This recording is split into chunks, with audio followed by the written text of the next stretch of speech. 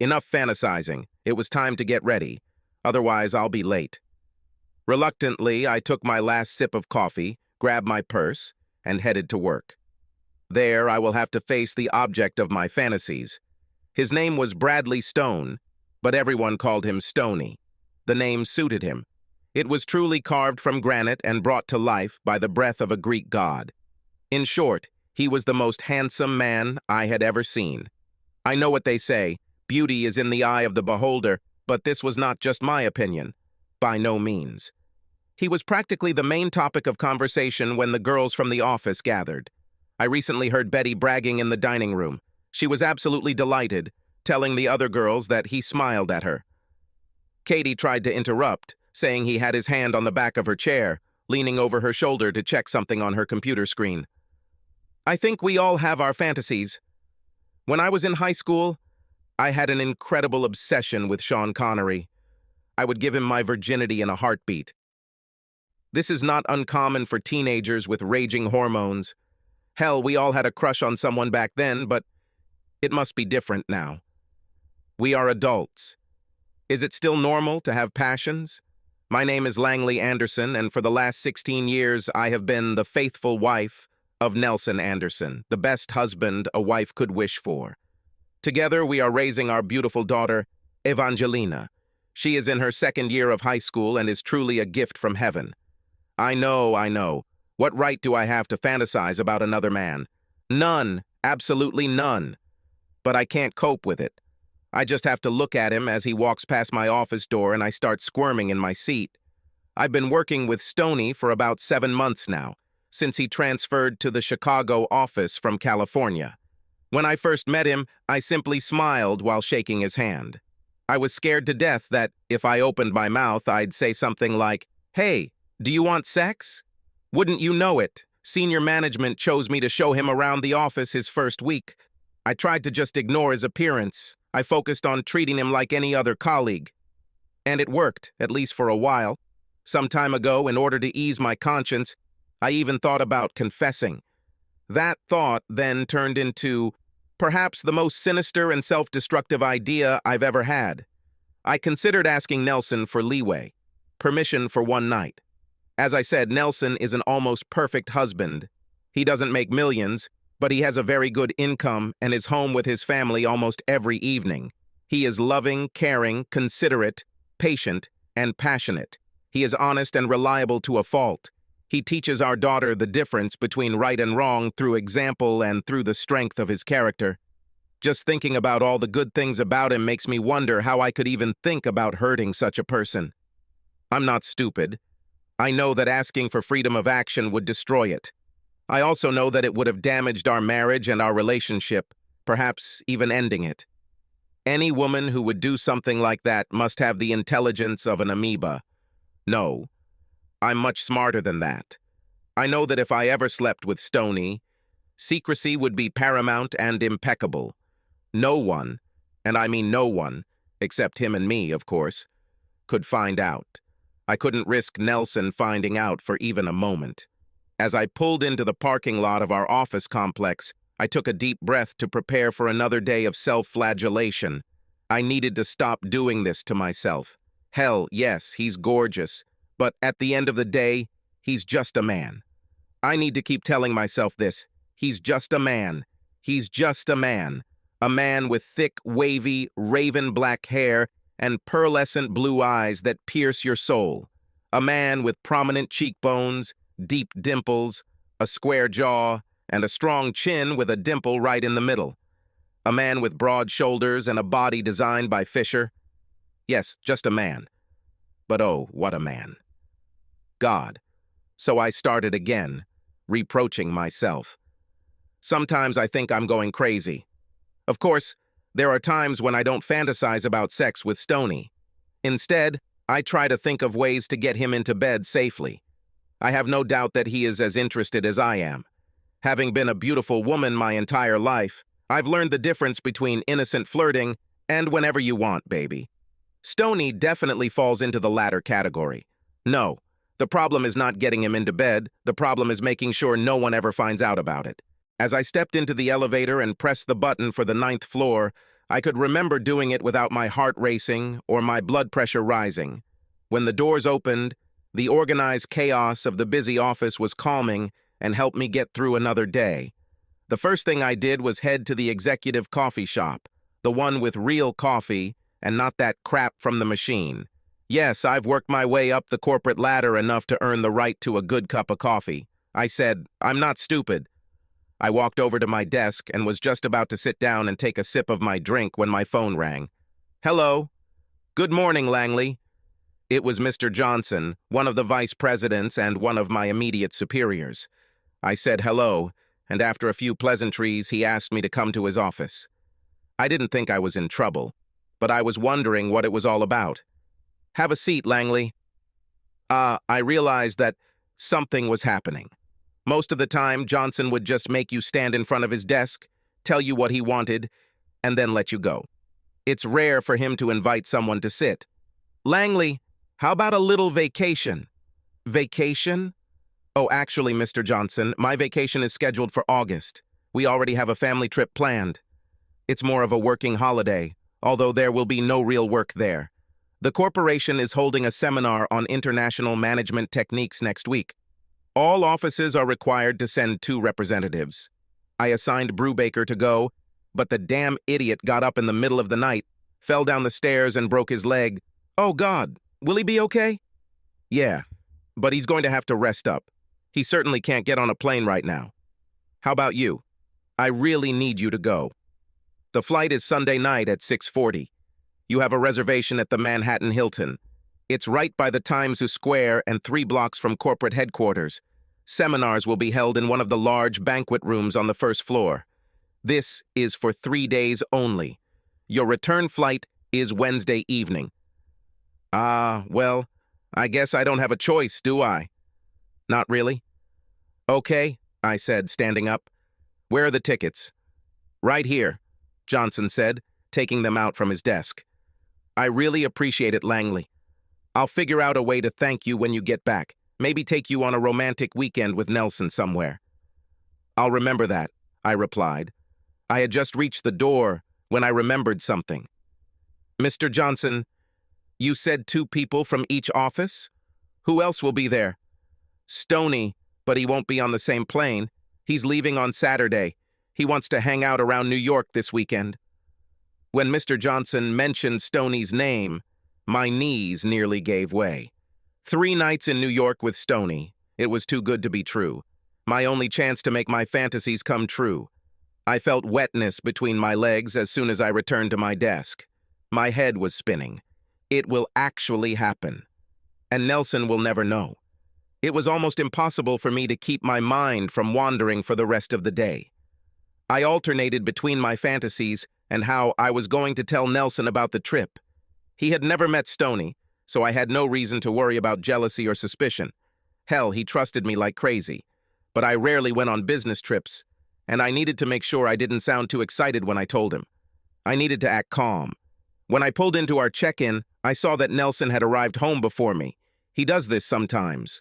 When I turned off the ignition, I realized that I was still in 7th heaven. I took a deep breath to calm myself and entered the house. Something smells good, I called. My dear husband had obviously already started preparing dinner. Hello, honey, I heard from the kitchen. I saw the pork butt in the fridge when I got home and figured it was planned for dinner, so I decided to give it some attention. I chopped up some carrots and potatoes to serve with it. I hope it's okay. This is perfect, I told him with a kiss. Where's Evie? Upstairs doing homework. She has quite a lot for the weekend, poor child. There's no better time than now. I have bad news, dear. Nelson immediately looked worried. What? It's nothing, dear. There's nothing to worry about. I have to go on a business trip next week, that's all. I'll have to leave on Sunday night. I'll be back on Wednesday night. How so? This is quite sudden, isn't it? Yes, that is true, but I'm afraid it's inevitable. The corporation is doing some kind of training. Mr. Johnson had already scheduled Dwight Brubaker to go, but he broke his leg last night. I'm afraid I'm the next best candidate. Well, that's what I get for marrying a woman with brains as well as beauty, huh? He said with a smile. This made me smile and earned me another kiss. I really did win the marriage lottery. I prolonged our kiss for a while. Of course, you understand that there is a positive side to all this, I told him as we stepped away from each other to catch our breath. And what is it? Even though I knew Evie couldn't hear us, I lowered my voice and tried to sound as sexy as possible. I'm going to enjoy you to the fullest on Saturday night. Nelson's smile widened. Do you think if I talk to your boss, he will be able to send you on business trips more often? I playfully hit his hand. Do not worry about it. We kissed again, after which I kissed and patted his chest with my left hand. I can just start saying goodbye to you tonight. Come on, big guy, I'll set the table and you call your daughter. Oh, I already called Mom and asked if she could watch Evie until you get back next week. She said it wasn't a problem, but she'll have to leave as soon as you get back. Okay, don't worry about us. We'll be fine. I know you will, darling. I really knew it. As a husband and father, he was very capable. Whether it was out of guilt or love, later that night I felt an overwhelming need to show Nelson how much I appreciated him. He didn't know, of course, but I was going to show him that even though I was going to cheat on him, he was my only love. Like a tigress, I crept into bed. I wanted it so bad for Nelson, but I couldn't help but wonder if Stoney would feel the same way about me. My thoughts started to run away. The image of Stoney popped into my head. We lay hugging each other, his arm wrapped around me. I felt guilty again for all the times Stoney had barged into our bed while we were making love. There was always a struggle over who would be my last thought before sleep overtook me at night, Stoney or Nelson. Honestly, I don't remember who won that night. Saturday was pretty normal. I did my shopping while Nelson mowed the lawn. We told Evie about my trip and I asked her to be nice to her father. Saturday night, Nelson was determined to repay me for the previous night. I laughed as I watched him literally dive into our bed, but soon I stopped laughing. Again, as we lay with our arms wrapped around each other, I thought about the upcoming event. Nelson wasn't even close to Stoney when it came to looks. Hell, not many men were. But does better looks mean better sex?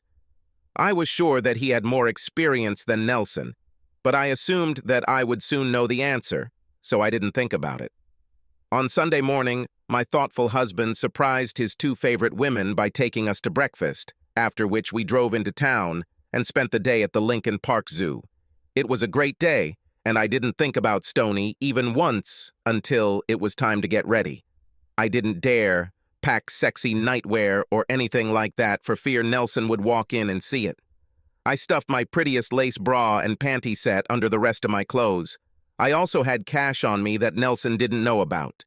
If I have time, maybe I can buy something nice in New York. It would be great if I could buy something cheap enough that Stoney could just rip it off my body. I was going to drive my car to the airport, but Evie wanted to watch my plane take off, so Nelson drove us. They walked me to the security area where I kissed them both and told them I would see them Wednesday night. As I got in line, I turned around and blew them both another kiss. As I approached the security area, I felt as if I was leaving one world and entering another. One world was work, family, practicality, responsibility, common sense, and loyalty. The other is freedom, liberation, immaturity, wild recklessness, and yes, infidelity. When I reached the TSA, I was afraid that they might mistake my anxiety for nervousness and get me in trouble, but everything went smoothly. When we boarded, I found myself between two men. Both were dressed very casually, but the one sitting to my right by the window had a laptop with him, and I guessed that he was a businessman. The man at the entrance was older, much older. I assumed he was going to visit his kids or something. Probably a widower. As soon as we took off, I leaned back and tried to get comfortable. I closed my eyes and felt a smile on my face as I began to fantasize about sex with Stoney. I heard one of the flight attendants tell everyone to return to their seats and raise the backs of their seats. I couldn't believe it. We had already arrived. I dreamed about Stoney the entire flight. Oh God, I hope he doesn't disappoint me. I grabbed a taxi to the Hilton and walked up to the freckled young man behind the counter. Hi, I'm Langley Anderson. Do you have a reservation for me?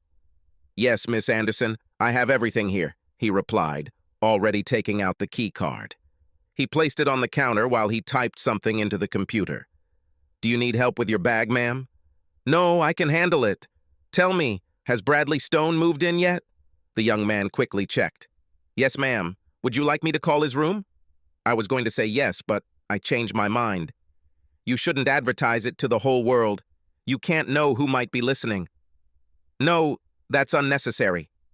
I signed the check-in receipt, grabbed my key card, and headed to the elevators.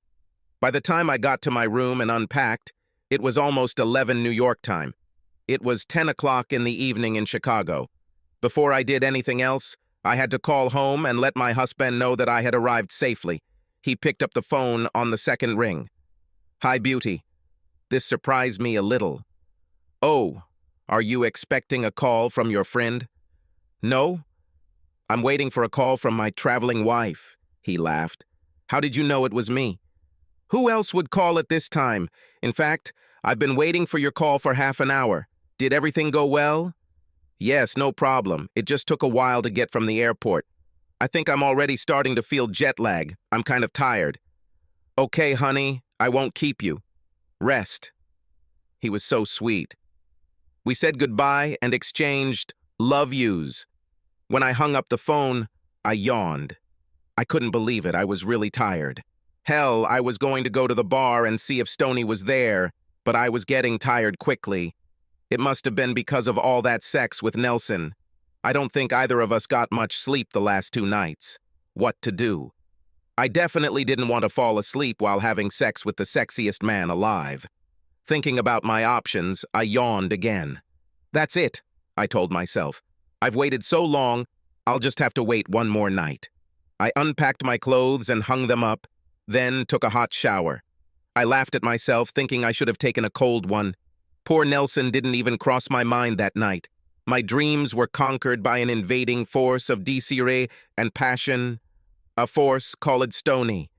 The next morning, I went to the hotel coffee shop for breakfast. One of the guys at work, who used to stay here, told me they have the best eggs Benedict in the world. As I approached the hostess, I saw a hand raised at the back table. Good morning, madam. Are you alone? She asked with a friendly smile and a strong New York accent. Actually, I see a friend over there, I said, pointing to the lone raised hand that was now waving. Mind if I join him? Of course, she replied as I followed her to the man of my dreams. I don't think Stoney even noticed how the beautiful young girl was flirting with him. She could accompany me, but her eyes were fixed only on him. He probably gets so much of it that he doesn't even notice anymore, I thought. I see you did it, he said, smiling his snow-white smile. Oh yeah, in case you haven't noticed, I'm a big girl now. I can find my way to and from the airport on my own. Oh, I noticed, he replied. Yeah, the first exchange with sexual overtones. I immediately realized that we were both on the same wavelength. From there, our conversation only intensified with bold ambiguities and hints. By the time he finished his steak and eggs and I finished my eggs Benedict, everything was decided. Without explicit words, we both knew what we would do for the next 2 nights. Of course, we sat together at the seminar. I'm not even sure what he was talking about. I continued to dream about what awaits us. As soon as I tried to calm down and listen to the guy who kept talking, Stoney would lean towards me and whisper something in my ear. The comments became increasingly filthy as they progressed. When we took a break for lunch, I didn't want to get up from my chair, afraid that my wet panties would give me a poop. The lunch seminar had a buffet set up in the back of the room. As soon as we arrived, a couple of guys from the California office came over to say hello to Stoney, and I was surrounded by guys who had moved from our Chicago office to New Jersey, so we were both busy. It was probably for the best. Otherwise, I might have thrown the food onto the floor and attacked Stoney right there in front of everyone. Well, that's how it was in my dream anyway. When the seminar ended at 3 o'clock in the afternoon, I was more excited than ever. Stoney and I stopped at one of the hotel bars for a quick drink. He started talking as soon as we were served. I've been thinking about this since I transferred to Chicago. Yes? Why didn't you say anything? I couldn't risk it. I love my wife and kids, but I also like the odd woman sometimes. I just have to be extremely careful. Angie, that's my wife, almost got me a couple of years ago. I had a little adventure with cheerleader L. A. Rams. Like an idiot, I brought her home one day for a quickie. Of course, Angie decided to leave work early that day due to illness and came home early. If she had come 20 minutes earlier, she would have caught me red-handed. I went through hell for a while after that. I told her I came home for something, but there was no doubt that she suspected. When I broke up with the cheerleader, she threatened to expose us. I was sure that I would lose my family. That obviously didn't happen, but it taught me to be more careful in the future. I have to admit, it was a little disconcerting to hear myself called a queer woman, but at the time I thought that was the point. I didn't take it personally. All I could think about was having this handsome guy pressed against my naked body. I probably shouldn't have told you this, but I've been fantasizing about you for the last few months. Really? Well, he chuckled. I've never done this before. How does it work? So, should I just come to your room or what? His smile was almost patronizing. Well, I need a shower to freshen up after sitting in a chair all day. I also need to call Angie and sort this out. Let's meet at the restaurant for dinner around 6:30. After that, you go to your room and I'll go to mine for a while. Just to make sure. When I'm sure the coast is clear, I'll approach you. Are you sure? I mean, if you're going to take a shower, I could rub your back. There was that protective smile again. I like your enthusiasm, Langley, but we have the whole evening for the next 2 nights together. I need some time to relax and talk with my wife and children. Plus, sex is always better on a full stomach. It increases stamina. I'll stay the night, but I'll set the alarm for 5 in the morning. That way I'll be back in my room before anyone wakes up. How do you like that plan? I was actually a little disappointed. I wonder if he has any idea how impatient I am. I thought about telling him that I didn't want to wait that long, but I decided to keep at least an ounce of pride and agreed to his schedule. We finished our drinks and headed to our rooms. Instead of a regular shower, I decided to soak in the bath. Kudos to the Hiltons. I noticed a small bottle of lavender bath oil on the shelf. I filled the bathtub with hot water and added oil before plunging into it up to my neck. Oh God, it was heavenly. I bathed until I started to wrinkle, then put on my Hilton robe and headed to the bed. I glanced at my watch as I fell onto the soft bed. It was only 20 minutes to 5. God, there must be a way to speed up time, I thought. Dressing and makeup will take about half an hour. That still leaves almost an hour and a half. What should I do with all that time? I lay there thinking. She looked at her watch again. 4:45. It was only 4:45 in Chicago, but interesting. Knowing my husband, I assumed he would leave work early to spend time with his daughter. I decided to call home. I had to make sure Nelson couldn't detect any guilt in my voice. Hello? Hey, honey, I knew you'd be home. Yeah, and how did you know that? Oh, I just thought you'd want to spend as much time as possible with your daughter while I'm gone, I joked. You, my love, never interfere. Damn, he always knew what to say. Oh, you're so cute. How was your day? Same as always. How's the workshop going? Are you learning how to do morning exercises in the parking lot before work every day? I knew it was just my guilty conscience, but when Nelson mentioned exercise, I immediately associated it with sex and nervously wondered for a moment if this was some kind of veiled hint that he knew what I was doing. But just as quickly as this thought came, I realized that this was not so. He simply made a reference to what workers in Japan do. No, I managed to say, laughing. No exercise, just boring stuff about the psychology of the relationship between employer and employee. Oh, sounds like a lot of fun, he replied. If you want to talk to Evie, she's right here. Certainly. Hey, Mom, when are you coming home? I'll be home Wednesday night, honey. Do you miss it? Yeah, I have a little problem with boys, Mom. She lowered her voice to a whisper. I need to talk to you. Okay, honey. Can it wait until I get back? Yes. Here comes Dad again, she whispered a second time. I love you, Mom. It was a little game we always played. I love you more, I replied. We love you more, my husband and daughter echoed in unison. I couldn't help but laugh. Okay, guys, I give up. I'm going to eat and then I have homework before I go to bed, so I'll tell you goodbye for the night. Okay, honey. Now it was just Nelson's voice again. Don't work too hard, my dear. I love you. I love you too, darling. Goodbye. With that, I hung up. For a moment, I thought about how lucky I am to have such a wonderful family. Of course, my next thought was to look at the clock and see how much time was left before I met Stoney. As I started to get dressed, all sorts of thoughts were running through my head. And if he wants something really kinky, will I let him? What if he insists on something I don't want? What should I do? God, what if he makes me...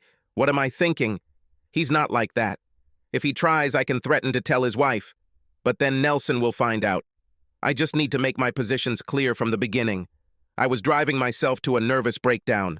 Relax, I told myself. We'll have dinner, drink wine, chat.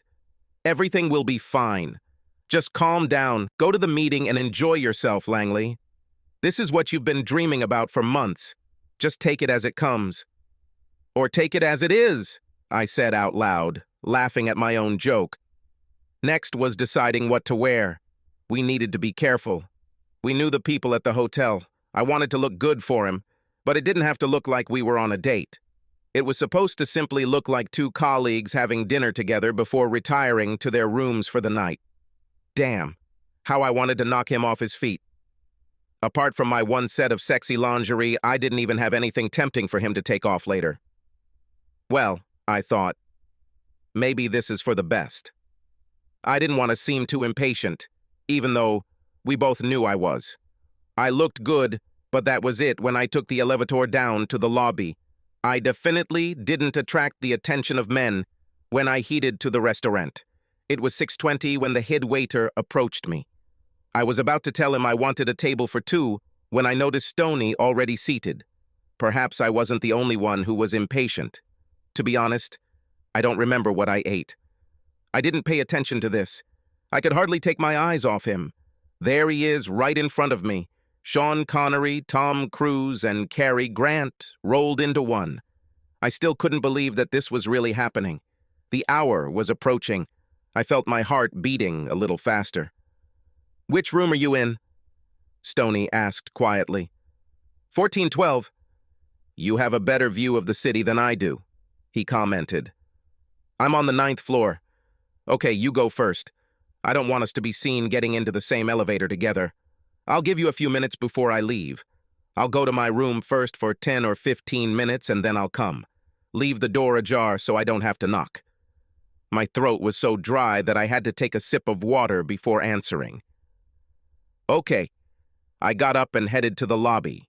We both had one bill for the trip, so it didn't matter who paid. I let him do it. By the time I got back to my room, I was so nervous that I almost forgot to leave the door ajar. Now what, I thought. Should I wait for him in bed? Should I take my clothes off or maybe stay in my black lace panties and bra? No, I want him to undress me. I want a little romance before I just get down to business. I decided to just wait. I checked the time on my phone. 7:20. Oh God. I started hyperventilating. I needed to calm down. I tried to take a few deep breaths. I got up and started walking back and forth. I needed a distraction for just a minute. I went to the minibar to make sure it was well stocked. I checked the inventory to make sure we had enough for several martinis. I took a couple more deep breaths and tried to force myself to relax. I checked my phone again. 7:26. That's it. My dream was coming true. My palms began to sweat. In fact, I started sweating all over my body. I rushed to the bathroom to touch up my makeup and apply deodorant. I had just returned when I saw Stoney quietly closing the door. He looked at me and smiled, locking the door. "Finally, we are alone," he said. Can you like a drink? I can make us a couple martinis," I finally managed to say. "Later," he said, closing the distance between us. It was like my skin was on fire as he grabbed the tops of my arms and pulled me towards him. I looked into his piercing blue eyes and felt like I was going to explode. By this point, my heart was pounding and my pulse was racing. My skin tingled with every nerve in my body sparkling with passion. Together our lips touched. I started to feel dizzy. The room began to spin. But something was wrong. Then I heard their voices echoing in my head. I love you more. I could see their image clearly. My husband and daughter stood there telling me they loved me more while I kissed another man. It was like a lightning strike. My body wasn't reacting to the excitement or anticipation of sex with Stoney. It was responding to the awareness of it. My nerves weren't burning with passion. They were telling me what a fool I was. Something was wrong, because fantasy is one thing, but cheating is unforgivable. I was on the verge of making the biggest mistake of my life. That's what my body was telling me. I quickly opened my eyes and pushed my hands away from Stoney's chest, while simultaneously pulling my lips away from his. I pushed so hard that he had to take a step back to avoid falling. It was clear from his face that he was very embarrassed. "What's the matter?" "I can't do this, Stoney. I don't know what I was thinking." "Thought? You've been dreaming about this for months. This is what we both want. You're just nervous. Let's have a drink. It'll help you relax. We'll just slow down, that's all. I'm gonna give you a night you'll never forget." "Stoney, no, I'm serious. I can't do this. I can't do this to my husband. I can't do this to my daughter." "You don't do anything to them. They'll never know. I was extremely careful not to let anyone see me. It's just you and me, Langley. No one else will ever know." "I'll know, Stoney, I'll know. I'll never be able to look Nelson in the eye again. I'm so ashamed of myself for letting it get this far." My eyes filled with tears as I sat on the edge of the bed. My hands shook at the thought of how close I was to betraying my husband. "Don't you love your wife? Don't—" "Yes, of course I love her. I told you I love her. That's why I'm so careful. But what she doesn't know won't hurt her." "It's not true. It will hurt her because you lose respect for her every time you do it to someone else." "Oh, that's nonsense, Langley, and you know it. Just because I sometimes sleep with another woman doesn't mean I don't love or respect my wife. That's absurd." "Is that so?" "I don't think so. You may love the way she looks or love being married to her. I don't know. But I don't believe you really love her. You can't respect someone you betray every time. Opportunities. You sure don't respect your marriage vows, there's no denying that. And if you don't respect the vows, how can you respect the woman you made them to? No, Stoney, you can't say you respect your wife, and I don't think that you can really love someone you don't respect. You're making a mountain out of a mountain, Langley. Jennifer is a good mother and a good wife, and despite what you say, I love her to death." "Really? What if she ever finds out?" I immediately saw in his face that he perceived my question as a threat.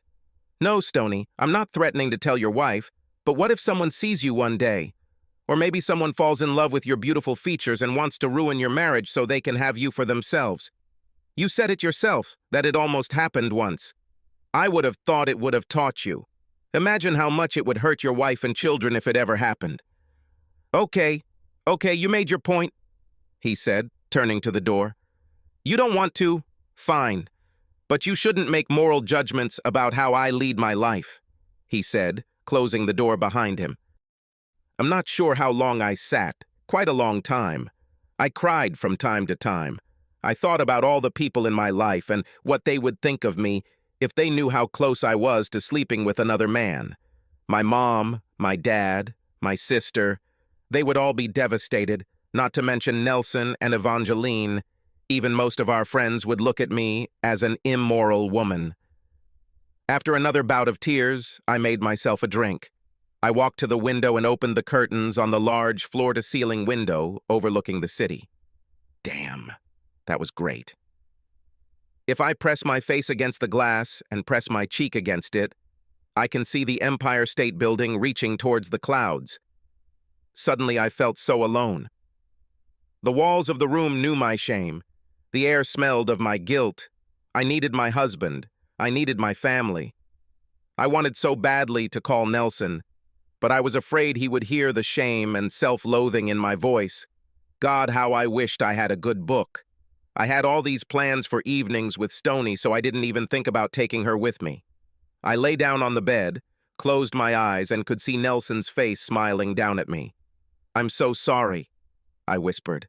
"I'm very, very sorry." I felt remorse leak from my eyes and run down my cheek. In the end, I fell asleep on a wet pillow. The next morning, I really didn't want to see Stoney, so I left the hotel and went to a small restaurant down the block for breakfast. I deliberately came to the seminar late and sat in the back of the room. He didn't seem to feel any more eager to talk to me than I was to talk to him. He didn't even look my way when we broke for lunch. That evening, I had dinner in my room. One more day, and I would be home. I missed my family so much that the feeling of loneliness was palpable. Usually, I am completely calm about being alone. Of course, I'm usually pleased with myself. That's the difference. I didn't feel that way at that moment. I felt dirty and ashamed. By 9 o'clock in the evening, I mustered up the courage to call Nelson. I tried to sound normal, but apparently I wasn't very successful, because halfway through our conversation, he asked if something was wrong. I used the time-tested excuse that I was just tired. I would have to work hard to rid myself of the guilt before returning home. Stoney and I didn't exchange a word on the last day. When I arrived at the airport, I noticed him sitting in the waiting room for the same flight as me. I wondered if I should try to start a conversation. After all, we still had to work together. He raised his head from what he was reading and saw me, but didn't even smile. At that moment, I thought, okay, we'll probably talk at work. As far as I was concerned, that was enough. When we boarded, he was in seat 4A. I was in seat 10C. All I could think about during the entire flight home was how I had betrayed my family. I thought back to the first time I met Stoney, and how my heart started racing. I thought about all the times I imagined it was Stoney making love to me, not Nelson. The more I thought about it, the more guilty I felt. Again. The second time I wondered whether I should confess. It would ease my guilt, but it would definitely hurt the person I love. Again, I completely rejected the idea. As we pulled into the gate at O'Hare, I looked up to see Stoney, immediately after stopping, unbuckle his seatbelt, grab his bag from the overhead compartment, and begin to walk toward the exit first. It seemed to me that he was behaving rather childishly, ignoring me. Then it dawned on me. He was not used to rejection. I have to admit, it made me smile. I took a deep breath, preparing to see the two most important people in my life. When I saw them in the waiting area, my heart felt like it was about to jump out of my chest. It was only 3 days, but it seemed like an eternity. The wheels of my travel bag hummed loudly on the tiles as I picked up my pace almost to a run. I literally flew into Nelson's arms. I felt so safe being in his arms. I'm not sure how long our kiss lasted, but it was eventually interrupted by Evangeline. Mom, did you see that guy on the plane? Is he an actor?" "What, honey?" I asked, breaking our kiss and turning my attention to our daughter. "The guy who was on the plane?" "I think it's time to have that conversation, honey. Our daughter is starting to notice boys." "Oh, Dad," Evie replied. I think we both laughed at Nelson's comment. "Honey, Evie and I had this conversation a long time ago, and there have been several more since then," I explained. "Oh," was his only comment. I could tell he was a little embarrassed. "She saw some guy getting off the same plane as you. I have to admit, he was damn good looking." Of course, I immediately understood who they were talking about. It's amazing how fast the human brain can work when needed. Almost instantly, I realized that I had two options. I could say, "Oh, it was Stoney," or I could just shut up. The chances of Nelson and Stoney ever meeting were pretty slim, so I decided to keep quiet. There is no need to arouse suspicion in my husband. "Sorry, honey," I said after hugging my daughter. "I didn't see any celebrities." Later that night, after Evie went to bed, Nelson and I made love. And it truly was love. There was no third party in the room that night, just me and my loving husband. Stoney didn't even cross my mind. It's strange how the mind works sometimes. Before New York, I couldn't look at Stoney without dreaming of spending the night with him. After a shocking realization of reality, I now see him the way I see any man who is not my husband, with a simple lack of interest. When I hear secretaries talk about him instead of feeding their fantasies, I think how stupid they are being. I know this still annoys Stoney. I see it in his eyes. Every time he looks at me, He sees the one who left, the one who rejected him. I have to admit that I feel a little proud about this. A week after I returned, Mr. Johnson said nothing, so I accidentally reminded him of his promise. A few days later, his secretary stopped by my desk with a package for a weekend at a romantic bed and breakfast hotel in Galena. I immediately called my mom to ask if she could look after Evie for the weekend. She said she had the following weekend free, so I made a reservation. I decided to make it a surprise for Nelson. It took me a long time to deal with my guilt. In fact, every time I think about it, I still feel it, even today. Luckily, Nelson never found out, and I will take my secret to the grave before I hurt him. He is the best husband and father a wife could ask for. Now it's time for me to become a better wife and mother. Subscribe to our channel so that your second chaff doesn't cheat on you, and go ahead and listen to the next story, because this story is nothing compared to the next one. If you're under 18, don't even think about listening to the next one.